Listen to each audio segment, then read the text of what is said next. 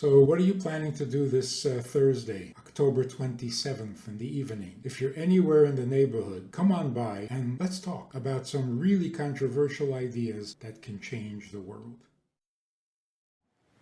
I think it's interesting that a lot of times you ask Jews about the afterlife. Some Jews who aren't necessarily so learned in Judaism, and there seems to be this common cultural thing of, well, I'm Jewish, I don't believe in heaven, I don't believe in hell. And, where does this come from that Jews, so many Jews who they haven't studied, so they don't know what the Jewish beliefs are, but it must be a prominent cultural thing if so many Jews have this belief, and it has to come from somewhere.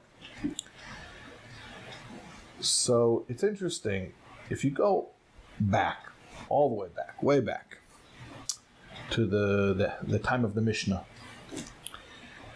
to the time of the temple, it says there was a teacher who used to tell his students, don't be like the servants who serve their master to receive a reward. Serve your master even if you don't receive a reward. And what he meant by that was, don't be fixated on the reward. What some of his students heard from that is, there's no reward. Which, what would be the point of that statement?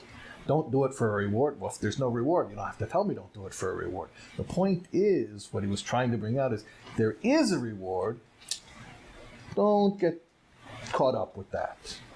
Don't get caught up on what it's going to do for you. That's why the end of that teaching in the Mishnah, in the Ethics, Pirkei Avot, the last line he says, and the fear of heaven should be upon you. And the fear of heaven should be upon you is a warning. Don't use the first clause of the teaching to come to an erroneous conclusion that there is no reward and punishment, that there is no judge and judgment. The teaching didn't come to mean that the world is, that there's no cause and effect.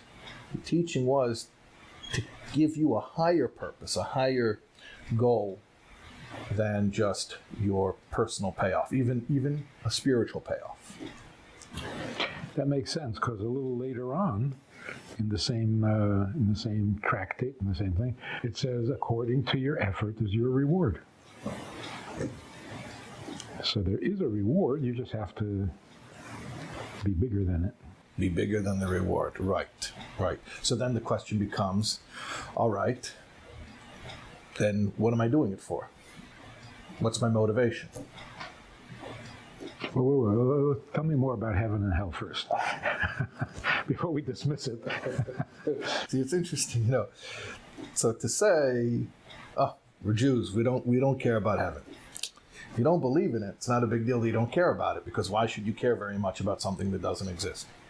What's a big deal, though, is that we do believe in it, and we still don't care about it. Not that we don't care about it, but that it's not the highest priority. But let's talk a little bit more about what is this thing that's not the highest priority. I think there's 5 opinions. In general, we'll oversimplify like the rabbi didn't want to do. You want to sum up what is heaven or hell, but afterlife. It's a subjective experience for the soul. In other words, what I mean, the soul, disembodied now, free from the limitations of a body, is witnessing something. It's beholding something. And because it doesn't have a body blocking, it's also able to understand, has a great deal of understanding or appreciation for what it's beholding. So, in that sense, you could say that the afterlife is the soul having an intense experience. If it's heaven, it's intensely pleasurable. If it's hell, it's intensely uncomfortable. But it's an experience that the soul is having, or a perception. So the soul doesn't die. The soul is life itself. Doesn't die because that's antithetical with the definition of a soul. Soul is eternal consciousness, and so that consciousness not only continues after embodiment, but it becomes more acute, more powerful. And that's what heaven is. It's that consciousness or that awareness of spiritual truths that were maybe sort of buffered out during embodiment. What about memories from Earth? I don't think the soul just becomes a spiritual... Mm-hmm. You ever heard of the river of fire? Yeah. I've been threatened with it. It talks about in the Kabbalah about the Nahar Dinur, the river of fire. But it's not a punishment. How do we know it's not a punishment? Because it says that not only does the soul cross a river of fire from embodiment to disembodiment, or from the physical world to the spiritual world, but subsequently the soul continues ascending level after level, and when it goes from one level of heaven to a higher level of heaven, it passes through the river of fire again. And what it is, kind of like a hot mikveh. it's a sauna. Yeah, very, but it's so intense that you come out of the sauna and you can't remember anything. Well, wait. The soul does remember what it did or didn't, or its children, its relationships. Okay, so it's good that you're being exact about this. Let me seemingly put this on hold and talk about something unrelated. There was a sage who was an expert in the Talmud in Babylonia. And after he had mastered that approach to Torah study, he wanted to go to Israel and study Torah on an even higher level.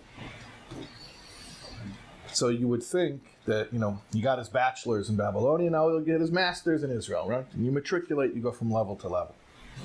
And the Talmud says that in preparation for making the switch, going to the higher approach to Torah study, he actually fasted until he forgot his learning.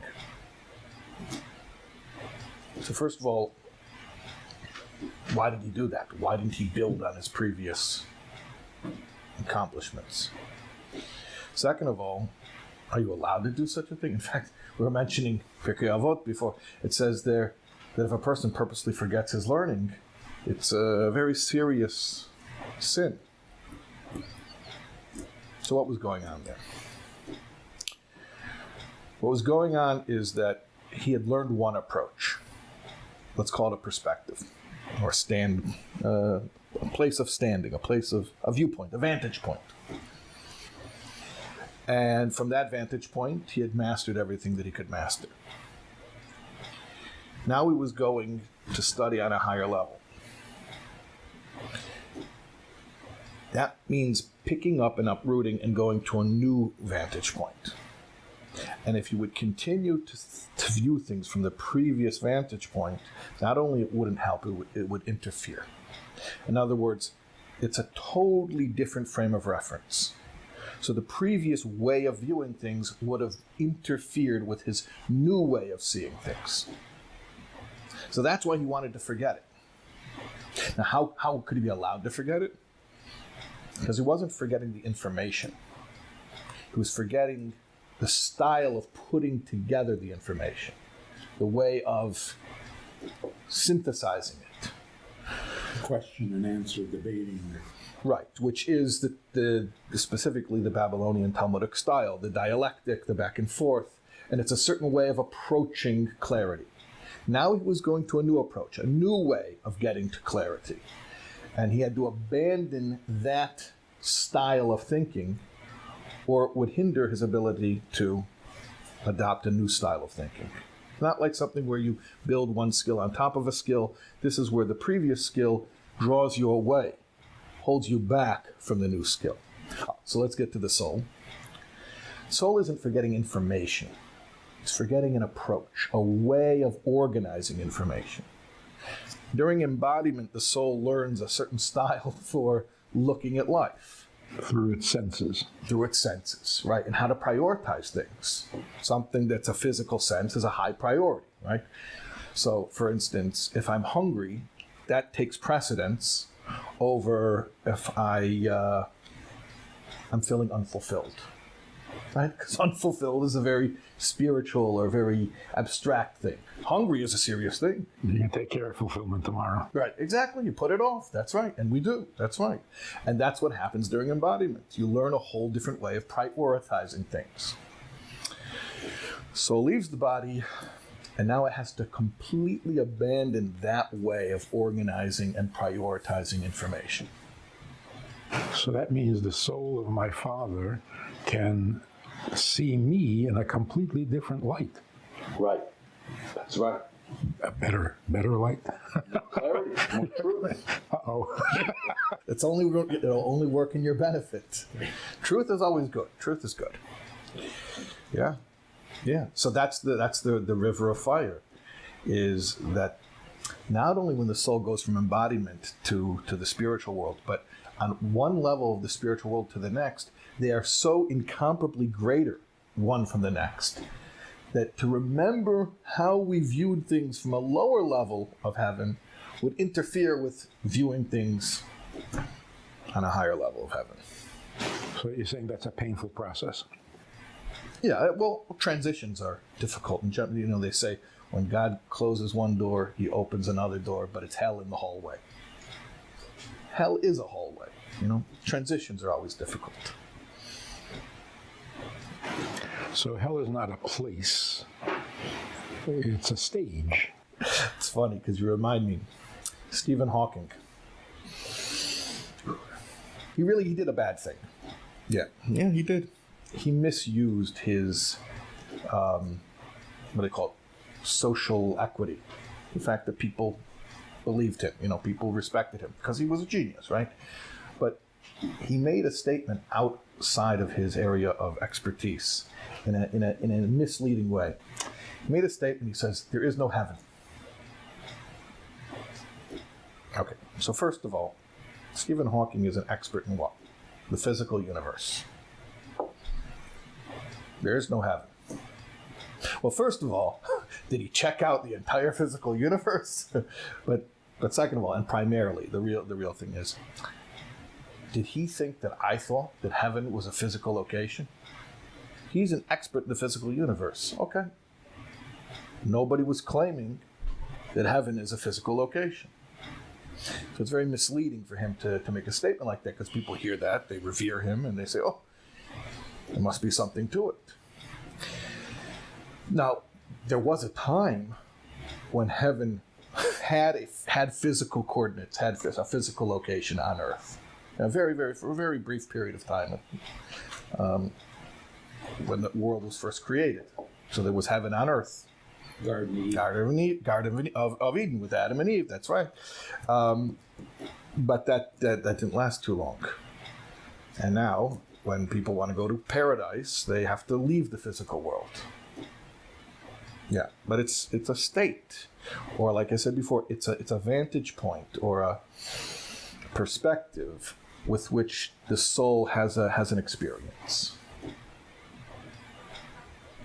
Like two people can be sitting in the same room and having vastly different experiences depending on what they're looking at and what information they're processing and what they're putting emphasis on. So no one stays in hell forever? No, there's no eternal damnation. Because what would be the point? Why would a soul even belong in such a state? We were talking about before, it's the transitions that are hell. So the Gehenna, as we call it, is a process to get ready for where a soul really belongs, which is in heaven, the world of souls. But what if he was really, really bad? Okay, so then he'll serve the maximum sentence. I think the maximum sentence is 12 months. But we don't even believe that people do that. That's why we do the Kaddish for 11 months, to show that a person wasn't that bad. So, what exactly is the pleasure of heaven? So we're saying that heaven is about the soul understanding things. There's the profound bliss of clarity, of seeing the truth, of knowing the truth, of knowing God, and without any of the buffering that the body places upon the soul. So it's that knowing, that certainty, that is profoundly pleasurable. It's not a place of eating and drinking. It's not a paradise where, like a big party, a lavish feast. It's wisdom, it's light, it's clarity, truth. And for the soul, that's very pleasurable. I've heard you speak on the future rewards, and you said that was not the ultimate reward? Oh, so we're saying that we believe in all of this, but we don't care about it. We don't care about it as a relative term. But yes, that's right. Okay, so I'll ask you like this. If the soul's experience in heaven is pleasurable because of what the soul is perceiving and understanding, or what I referred to earlier as a subjective experience, it's still lacking. It's not the ultimate reality. What's more real than a subjective experience? An objective reality. Subjective experience, like we were saying before, two people can sit in the same room and have totally different experiences. And that's why not everybody goes to the same level of heaven. Two different souls, two different levels, two different experiences. But if something were to happen that would be an objective change, then everyone would experience it equally. So That's better. it's more real, as opposed to a virtual reality.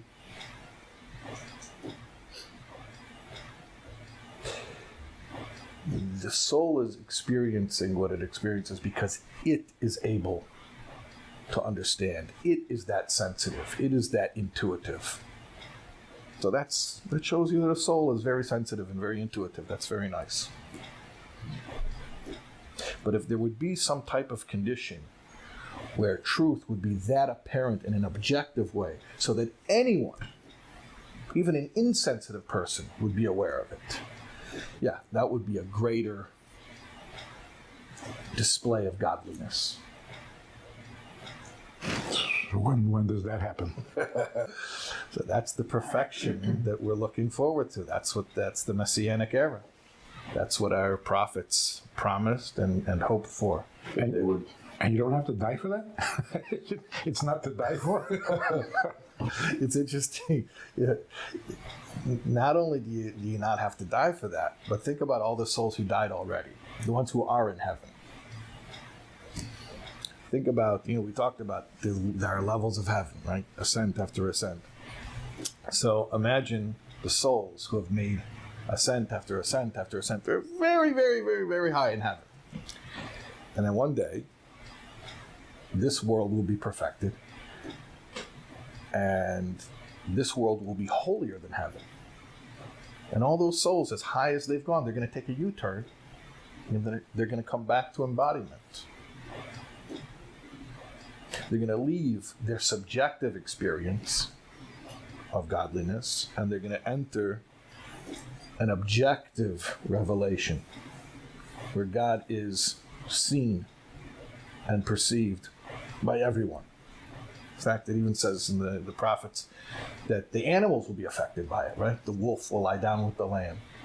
Some read that metaphorically, but those who read it literally, it means the revelation will be that patently obvious, that empirical.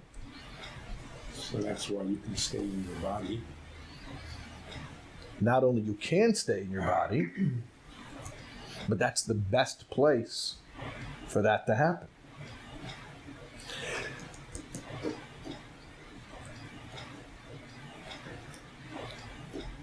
Ideas have a certain power, but at the end of the day, like they say, show, don't tell. So you can speak about something and it can be profound, and I can appreciate it with my mind. But until I actually live it, it's not fully real. What's heaven? Heaven is a world of ideas. And that's the pleasure of the soul. It's understanding godliness, or understanding a deeper level of Torah. So it's a world of abstraction. It's a world of ideas, which is very pleasurable. But that's not the ultimate expression of godliness. The ultimate expression of godliness is one that you don't even have to be particularly conscious of, because it's that apparent. It's that real.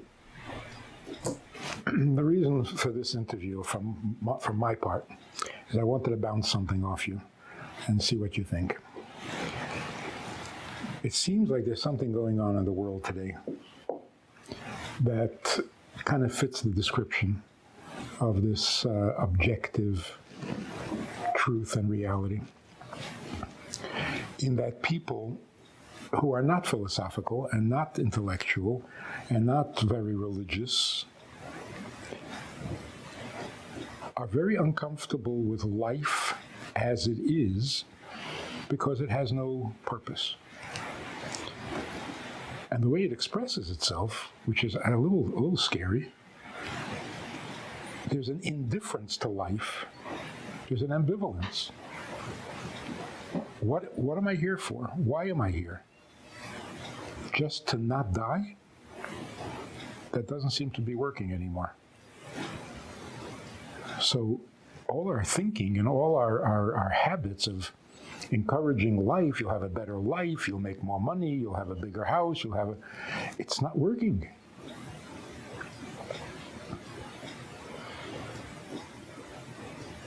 So I see it everywhere, but maybe I'm just overly sensitive to it. But even young children saying, I didn't ask to be born. Mm-hmm. That sounds really scary. Mm-hmm. You mean you don't want to live? You regret being born? Doesn't that mean you're depressed?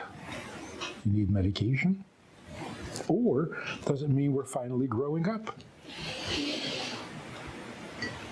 And you don't have to be an intellectual. You can be a 10-year-old. That's right. Usually you have to be really, really smart to be that nihilistic and to lose hope in life. That depressed. Right, that depressed. Yeah. But there is a certain, call it a zeitgeist, a spirit of the time, but, you want me to have a nice life? See, I think 50 years ago, that's what it was all about. Have a nice life, right? And now it's like, well, you want to really do me a favor? Why did you trouble me? I didn't ask to be born. A nice life? I'll tell you what's even more pleasant than a nice life. No life. Won't that hurt? No, it won't hurt. You'll have never existed. You won't know any different. No pleasure, but no pain. No nothing. So, if I wanted to have an experience, if I wanted to have a nice life, whether in this world or the next one, then it would be enough for me to say, well, I'll be a good, just, moral person. I'll enjoy my life here, and then I'll be rewarded in heaven. And great, I've had a nice life, both in this world and continuing to the next. But if that's not enough, a nice life, not in this world, not in the next world, then it means we want something more. What is that something more? I mean, I think you're touching upon it. There's more to what you're saying. I agree to the premise, but go ahead. Say the rest. What is that something more than just having a nice life materially or even spiritually? So until recently, the answer to that was go to heaven. Which is just another version of having a nice life. Okay, so you just ruined it. Now I got nothing to look forward to. So what am I? What are people disturbed by that the promise of heaven doesn't work anymore? And the threat of hell doesn't work anymore? This is what I'm calling the difference between a subjective experience and an objective reality. Which is also why I think people are more insistent on a scientific point of view. I think that became overused. You know, there's the expression, when all you have is a hammer, everything looks like a nail. So I think people took the empirical approach to things, the scientific method, and wanted to use that as the only tool for arriving at truth, which obviously does not work. It's a great tool, but it's not the only tool. But there's something about it that's healthy, which is, what's empirical? Empirical is show me evidence. Don't talk to me about ideas. That's philosophy. Show it to me. Give me evidence. So what is that in terms of, life? Don't talk to me about the idea of goodness, the idea of a nice life. I want to see it. Show me evidence. Show me something objective that I don't have to have a specific attitude or a specific perspective in order to appreciate. Show me something that's objectively true so that 10 people looking at it will all see the same thing. And I think it's an insistence upon the fact that I think you're right, ascending or graduating or evolving or maturing collectively into a state where we want to see this world perfected. Or let me say it even maybe in more radical terms. Until now, it's good enough that I have my reward, either a good life in this world or a good life in the next world, or ideally both, and that's enough. Now that's not enough. Now we want Hashem, we want God to have his reward. It's not enough that I go to my garden, my paradise. I want God to have his garden, his paradise. He called this world his garden. That is radical. Did I ever tell you about my friend, the Buddhist priest? No, I didn't tell you about it. So I used to study, I said this with this, you want to take one guess why I studied with this Buddhist priest? He was Jewish? He was Jewish, of course. So, and he was a brilliant guy. Anyways, and he had a PhD in philosophy from Princeton. He knew every world religion, he knew every ideology, he knew everything. And we were studying one time, and he starts screaming, "That's radical, that's radical, that's radical." I said, "What's radical?" Because I didn't know I said anything radical, but when somebody starts screaming at you, "That's radical," and you think you didn't say anything radical, it's time to listen up and find out what about your own belief system is a bigger deal than you realized, right? Sometimes they call it the expert blind spot, where you take something for granted. So I said, "What's radical?" He says, "Nobody says this. Nobody says this. Only you guys. Only you guys say this." What are you saying? That's what I was wondering. What did I say? Okay. Like I said, he had a PhD in philosophy from Princeton. He knew every religion. He knew every ideology. If he said, "Only you guys say it," he meant it. I said, "What did I say?" He said, "Some people say that the physical world doesn't even exist. Others say the physical world exists, but only in order to get to the spiritual world. Only you guys say that the ultimate purpose of everything will take place in the physical world." That's radical. Mm-hmm. That's why heaven's no longer enough. Heaven's not radical enough. Look, don't all religions believe in heaven? Like you said earlier, if you don't have a heaven concept, don't even call it a religion. What's radical, and maybe we could even say uniquely Jewish, is something beyond heaven. Beyond heaven. Yeah.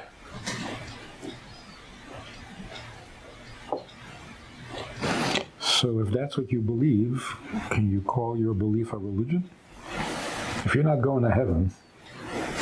No, we are, but we don't care about it. Well, why go there? You're already where you should be. Stay right here. Ideally, that's right. If Mashiach will come right now, so all of us who are alive, we'll just skip that whole heaven thing. Yeah. To never have been in heaven. Well, you started out there, so. Is this in any way related to your thought that all addictions are addiction to self? And that we want to get out of that? I think that's the same concept, yeah. That ultimately, spirituality itself can even become another addiction. And sometimes I hear people use that in a positive sense. Oh, I'm addicted to Torah. And they say it like it's a good thing. It's not a good thing. An addiction, by definition, is not a good thing. An addiction is, I'm trying to get something to serve me. Okay, so I used to use something crass to serve me. Now I've upgraded. Now I'm using spirituality to serve me. We have to flip the whole paradigm. It's about letting go and saying, you know what, I'm not here to serve myself anymore.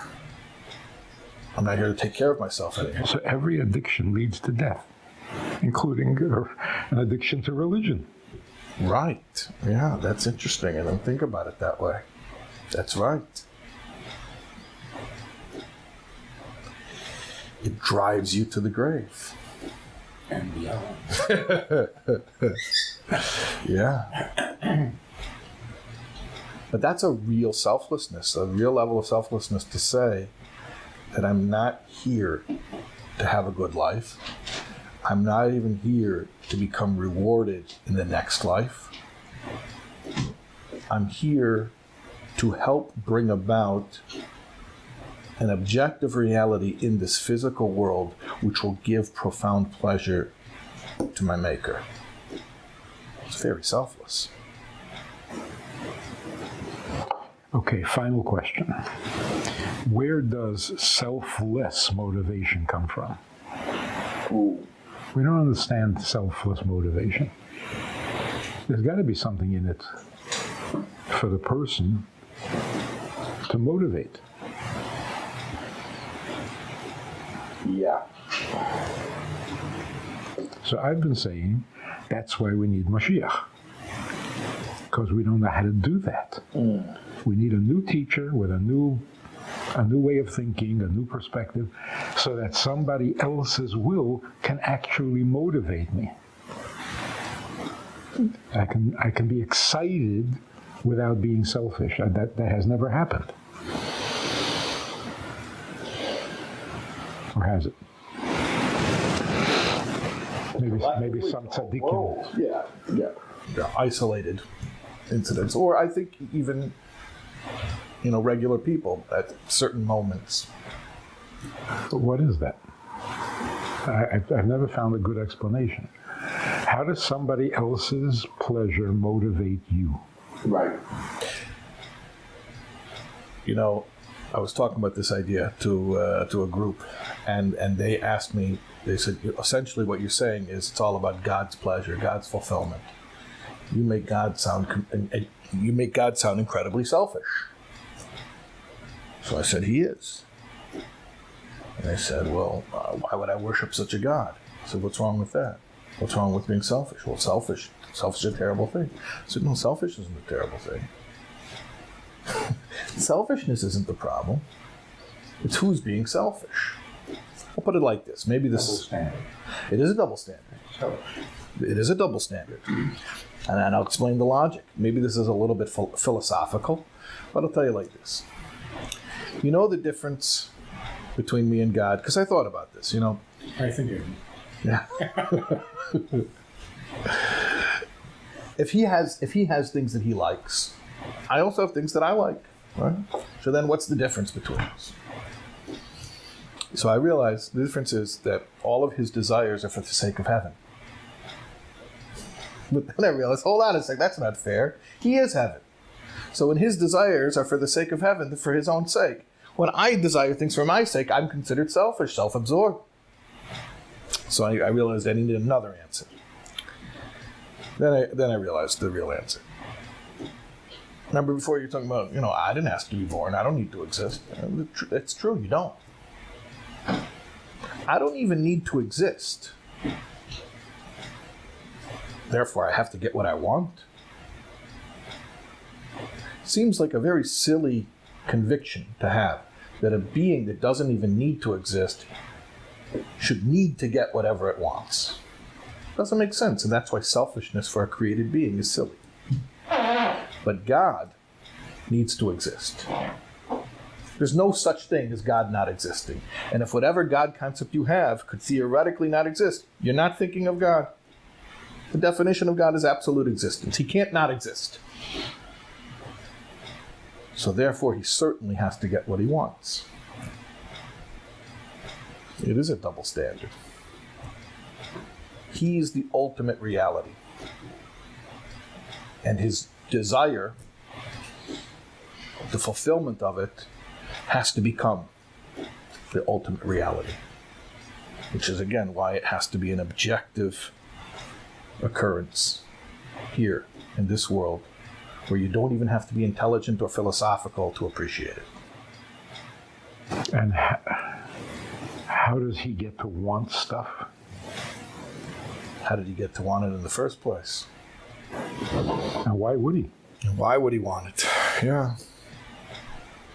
There's a saying of a taiva is kinkashinit. That a desire can't be questioned. Doesn't just mean it's impolite to question a desire. It means it can't be questioned because it's not a rational thing. If you're looking at it as a rational thing, you want a rational explanation. There's no rational explanation because it's not a rational thing.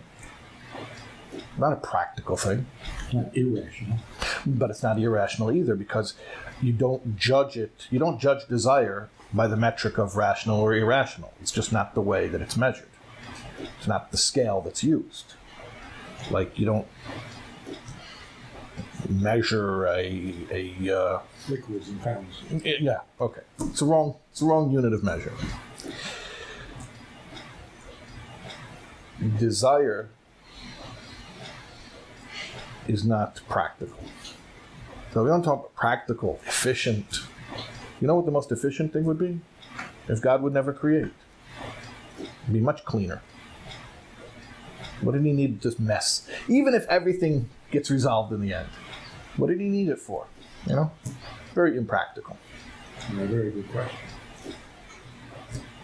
So if you look at it as a practical thing, then you're never going to come to the answer. But if you understand that God can desire something, and in fact, his desire is his deepest essence. If you want to really get to know someone, don't find out what they need. Needs are fairly universal. Find out what they desire. Find out what's peculiar to them. Find out their hopes, their dreams. So, God says, look, it's going to be impractical if you guys are killing each other, so don't murder. That's not the depth. That's not the essence. You find out things that God desires, and there was nothing compelling him to desire it that way. Now you're starting to find out something about him. What do you think of this idea? It doesn't make sense for God to want something. He's got it good. Don't mess it up. Okay, yeah. Like you say, much easier not to, don't create the world. Right. So whatever desire he does have must be a completely internal process where he desires to be God. Right. Right. He is who he is. Right. Which is also why it's not a lack. Right.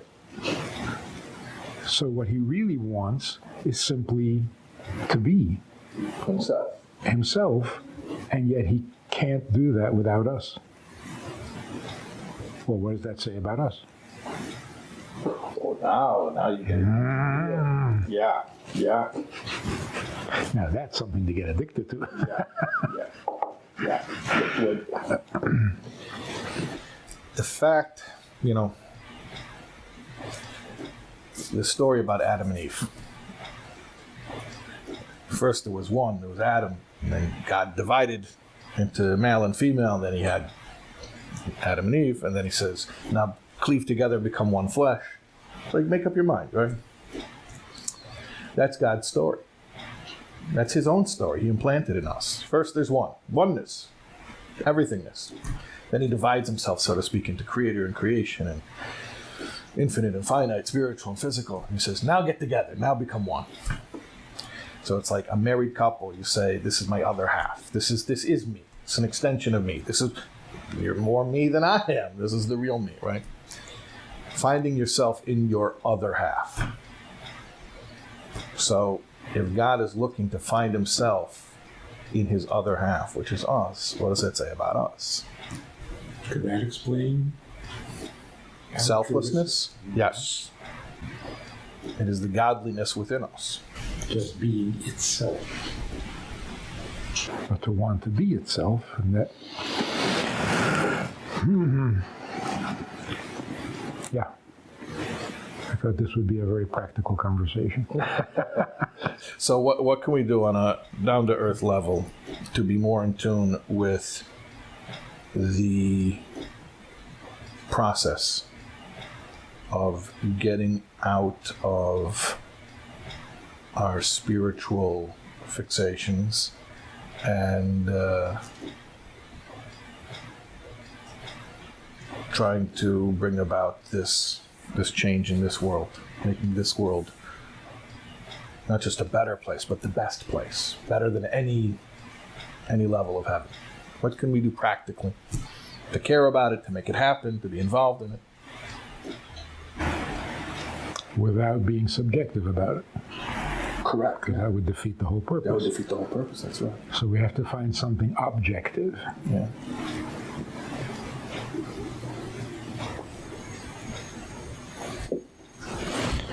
That is a huge change. I mean, all of psychology, all of therapy, all subjective. All of religion. Yeah. Just ideas. All for you. For your soul, for your body, for your family, for your wealth. Yeah.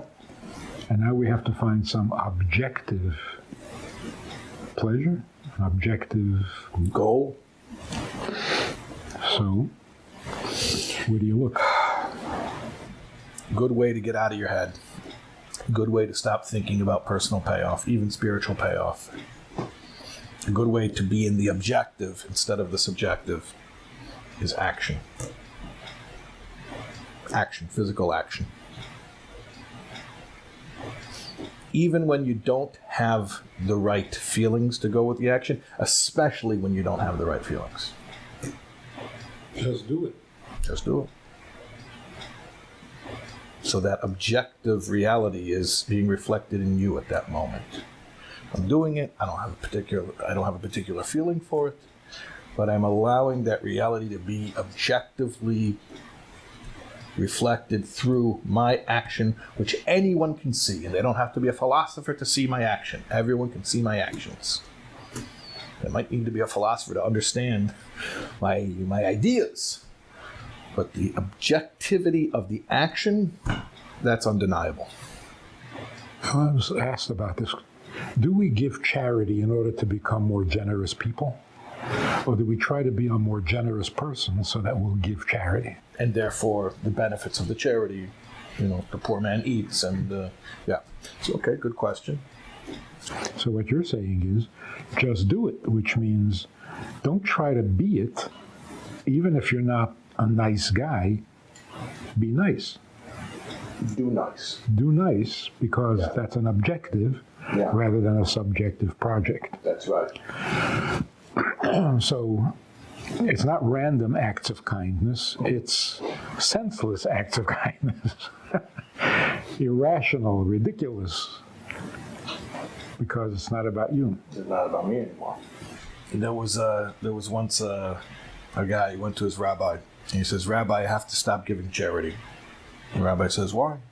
He says, "Because when I give charity, I don't have good intentions. I get off on the attention. I like being the... It's going to my head. Yeah, it's going to my head. Yeah. So I'm going to take a break for a while until I have the right intentions.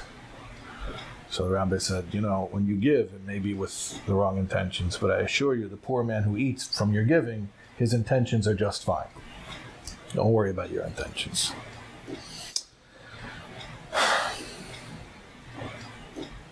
The most transformative thing is an action. And I think that's also why, the Rebbe, everyone he would meet, he would give them $1. And the dollar, of course, was a keepsake of the moment. But the Rebbe said the dollar was to deputize you to give charity, to be his representative, to do a mitzvah. So there's something about that objective act of goodness that, okay, we met. And whatever spiritually happened, whatever emotionally happened, mentally, okay, that has its value. But bottom line, tachlis, like we say, in the most concrete sense, what's coming of this meeting? Here's $1. You're going to give charity. And that's what it's about, Even this conversation here, we're talking about big ideas, but the ideas have to come down into physical action. And not because the physical action earns us some spiritual points, which we're going to go cash in the spiritual world. No. But because the physical action has a physical effect empirically here in the physical world. And that's what we want. That's the cumulative effect of all those physical objective acts being done in this world. We're waiting for that tipping point. Not how it accrues spiritual reward. So the objective is also more universal. Yeah, that's true too. I was invited to speak at the BBC in England. They have once a week, they have a 5-minute thought. So the shliach, the rabbi there, brought me up there to do the 5-minute thought. And there's this techie guy.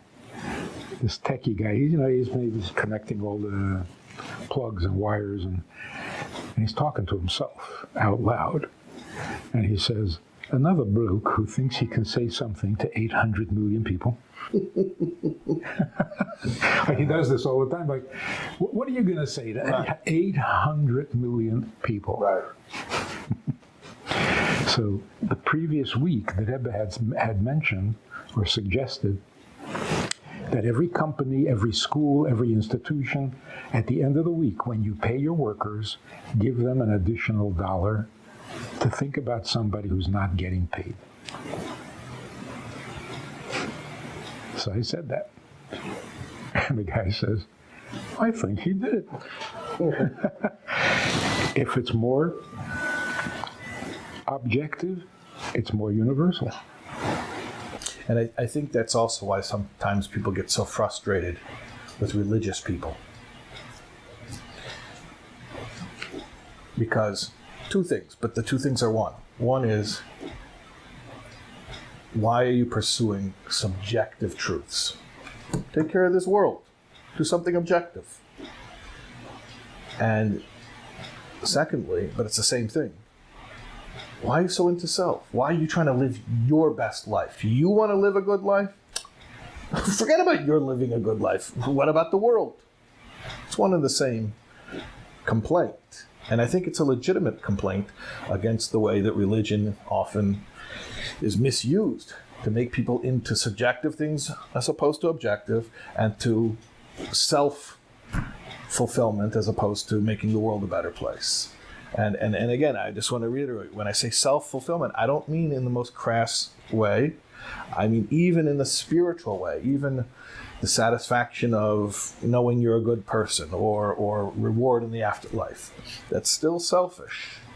And ultimately, we want to break out of that. We want to get more objective, more universal, right? Which is more about others, more about the world, less about me. And that has to involve the body. It can only involve the body. Because the body is selfless, has no self. Sure. The body is a vehicle. The body is obedient. It does the bidding of the soul. The soul's the overthinker. He gets into trouble. If you enjoyed this conversation or this topic, and you're looking for more information, or you want to hear it again from another angle, there is a way to do that. And that is in this book. It's all there. Order it from Amazon. You can read it, reread it, and share it.